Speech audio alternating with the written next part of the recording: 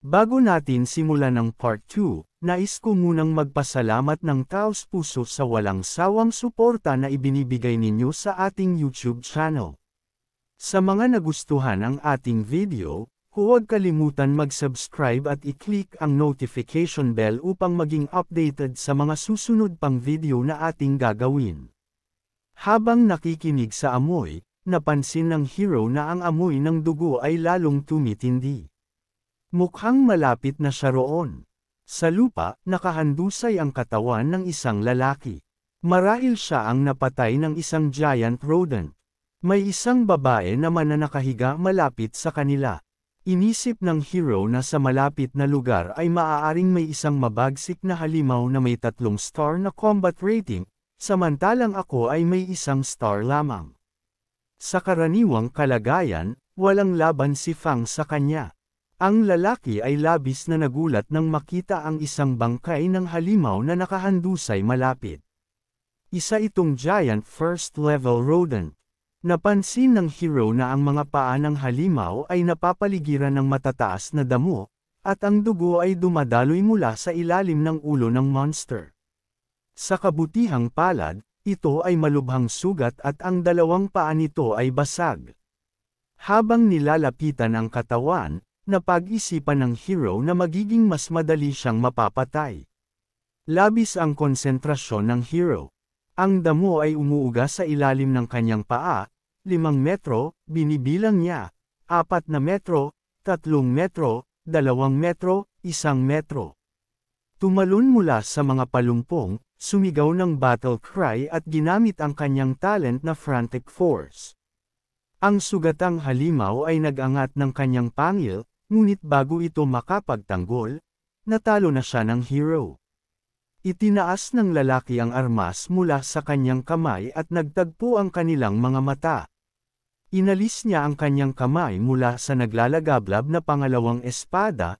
Nagdesisyon ang lalaki na ang isang halimaw ay mananatiling halimaw, ang katalinuhan nila ay may limitasyon. Ngumisi ang monster sa lalaki.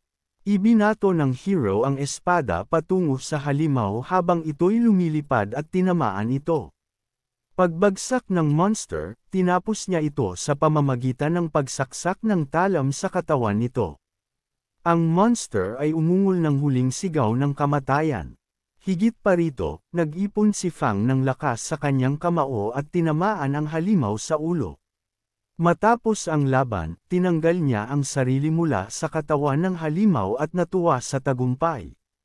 Iniisip niyang hindi niya inasahan na ganito kasukdulan ang magtago sa isang sugatang giant rodent, kaya't nagdesisyon siyang maging mas maingat mula ngayon. May tunog na umabot mula sa katawan ng kalaban. Nagtaka si Fang at napalingon nang hindi naiintindihan kung ano ang nangyayari. Ang enerhiya mula sa napatay na kalaban ay naipasa sa kanya. Matagumpay niyang napatay ang level 1 rodent at nakatanggap ng 30 energy points. Ito ba ang kapangyarihang natamo matapos patayin ang isang level 1 beast? Kumakalat ang init para bang ang lahat ng pagod ay nawala. Binuksan niya ang kanyang mga katangian at nagulat nang makita ang impormasyon tungkol sa kanya at sa kanyang kagamitan. Pagkatapos patayin ang giant rodent, ang status level nito ay nagbago mula sa 0 na nahati sa 100, naging 3,100. Inilapat ng lalaki ang kanyang paa sa katawan ng monster at kinuha ang kanyang armas. Nang makuha ito, nagdesisyon siya na magandang simula ito. Inihip ng hangin ang mga damo at dinala ito malapit sa hero. Itinaas niya ang kanyang kamay at ginamit muli ang extraction talent, nakatanggap siya ng 2 agility points. Ang katawan ng monster ay napapaligiran ng maliwanag na liwanag, at tumaas ang kanyang agility ng 2 puntos. Ang mga characteristic points na nakuha mula sa wild animals ng level 1 ay masyadong maliit. Kailangan niyang maghanap ng wild animals mula sa level 2. Ibinangon niya ang kamay sa likod ng katawan at tinungo ang mga patay na kalahok, sinasabi na ngayon ay makakamtan na niya ang talagang layunin niyang makuha. Ang isang maliwanag na pagputok ng liwanag ang nagbigay ilaw sa screen. Ang mensahe sa screen ay nagsabi na ang extraction ay matagumpay at nakamtan ang isang F-rank talent, olfactory enhancement. Tumingin si Fang sa kanyang kamay at iniisip na ito ay isang mababang antas na talento na nagpapahusay sa isa sa mga 6 na pandama. Isang abiso ang lumitaw na nagpapaliwanag na olfactory enhancement ay isang talento na nagpapabuti ng amoy ng 10 beses kapag ginamit. Pinunasan ng hero ang ilong niya at napansin na ang talento na ito ay maaaring walang silbi para sa iba, ngunit talagang kailangan niya ito.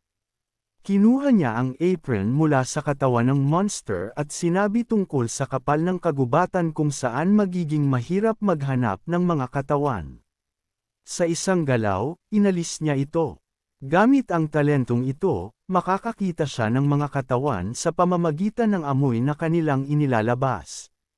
Maingat na iniwasan ang anumang peligro, naisip niya na maaari niyang amuyin ang mga wild animals na matatagpuan sa malalayong lugar, na makakatulong sa kanya na makaiwas sa mga panganib ng maaga. Inilagay niya ang armas sa tabi ng mga bagay na kanyang nahanap. Napakaswerte ni Fang na nakuha niya ang talentong ito. Wala pang 1 oras simula nang magsimula ang pagsusulit, at ang lakas at liksi niya ay umabot na sa antas ng isang adulto. Nagpakita ng mensahe sa blue screen tungkol sa paggamit ng endless extraction talent. Itinaas ni Fang ang kanyang mga kamay sa ibabaw ng mga talam habang isinasaalang-alang ang iba pang 3 talento na nakuha niya. Ang kabuoang combat strength niya ay dapat na umabot sa 2 bituin. Posible ring nasa rurok ng 2 bituin ito, ngunit ang assessment ng combat strength ng system panel ay tanging attribute values lamang ang isinasaalang-alang, kaya't sa unang tingin, ang combat strength niya ay nananatili sa 1 bituin. Pinagmamasdan niya ang maliwanag na liwanag sa lupa ng may interes. Isang bagong window ang nag-ulat na matagumpay ang endless extraction. Na-extract ni Fang ang kalawang at dumi mula sa novice short sword at ito ay naging refined steel sword. Inilapag ang mga talam na nakabalot sa tela, iniisip ng hero na mukhang ang combat strength assessment ay maaari lamang gamitin bilang gabay at hindi dapat pagkatiwalaan ng buo. Ibinuhos niya ito sa kanyang likod at nagdesisyon na magpatuloy. Isang sinag ng liwanag ang dumapo sa kanyang mga mata. Nag-report ang system message na ginamit ang olfactory enhancement talent. Kaagad ipinikit ng hero ang kanyang mga mata. Maraming iba't ibang amoy ang lumitaw sa paligid niya. Isa sa mga ito ay madilim ang kulay at mabilis na tumatakbo sa parang natuwirang patungo kay Fang. Pinalo niya ang kanyang mukha gamit ang kamay. Naramdaman niyang tumaas ang kanyang pang-amoy ng 10 beses. Q, sa lahat ng amoy na iyon, ang sabi ng lalaki, ang isa niyang kamay ay nanginginig. Sinabi niya sa sarili na kalma lang, huwag mag-alala, kailangan lang mag-adjust ng dahan-dahan at matutong makilala ang bawat amoy. Pinagpigil ang sarili, muling ipinikit ang mga mata. Isang amoy ang dumadapo sa paligid ng mga dahon, nakikinig ng maigi, naramdaman niyang ang aroma ng lupa. Parang napapaligiran si Fang ng iba't ibang mga bulaklak, at may mga magic circle sa harap ng kanyang mukha. Narinig ng hero ang mga yapak ng isang tao, at nang binuksan ang mga mata, napansin niyang may isang tao na malapit. Isang lalaking blonde na may suot na kurbata ang tumatakbo palayo mula sa monster.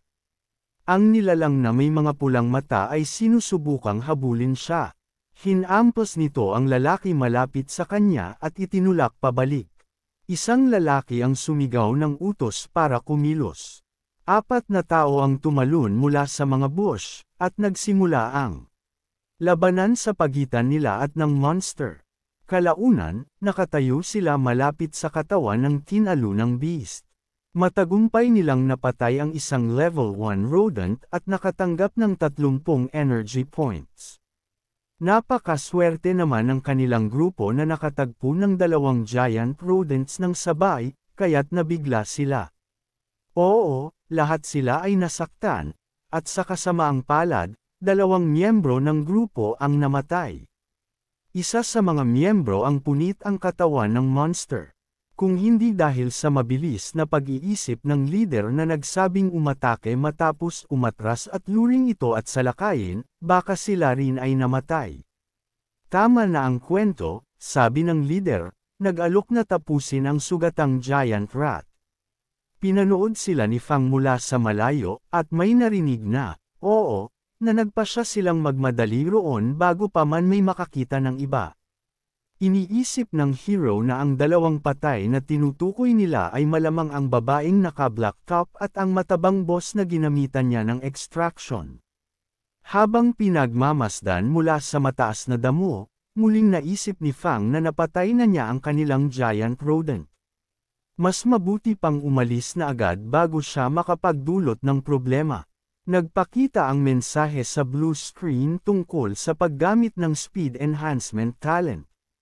Lumuhod si Fang sa lahat ng 4 na galame, at isang liwanag ang lumitaw sa ilalim ng kanyang paa.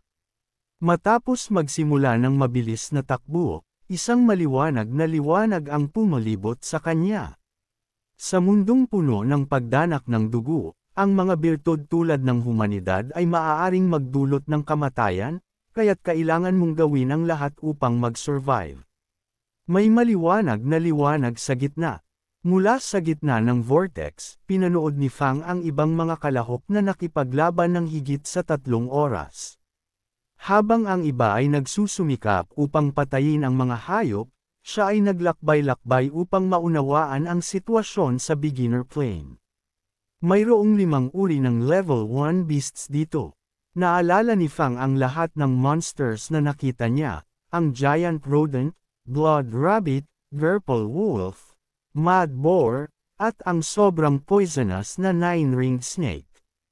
Patuloy siyang nag-e-extract ng lakas mula sa mga tinalunang monster, at sinabi, ito na ang ika-4 na mud boar na ginamitan ko ng extraction, ngunit bigla na lang nag-appear ang isang blue message na nagsasabing, naabot na ang extraction limit. Ipininid ni Fang ang mga mata sa pagka-frustrate at sumigaw. Ang susunod na window ay nagpapaalala sa kanya na pagkatapos ng 3 matagumpay na extraction ng mga identical first-level beasts, umabot na ang extraction limit.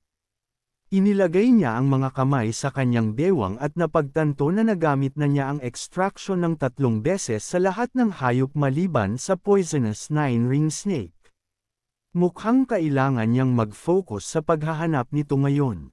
Ang katawan ng isang patay na lalaki ay nakahulog sa kanyang paanan. Yumuko siya at nagsimulang mag-extract ng kanyang talento. Napansin na lang niya na isa lang ang nakita niyang bangkay. Kung ikukumpara sa mga stat points na nakuha mula sa wild beasts, mas mahirap makuha ang mga human talents. Isang mensahe ang lumabas, nagsasabing nakatanggap ang hero ng E-Rank Talent Vision Enhancement.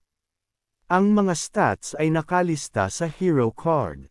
Fang Level 1, Strength 20, Agility 21, Endurance 18, Energy 30, Talent, Infinite Extraction SSS rank, Strength Increased D rank, Speed Increase E rank, Smell Enhancement F rank, Vision Enhancement F rank, Skills, N, Strength Rating, 2 stars.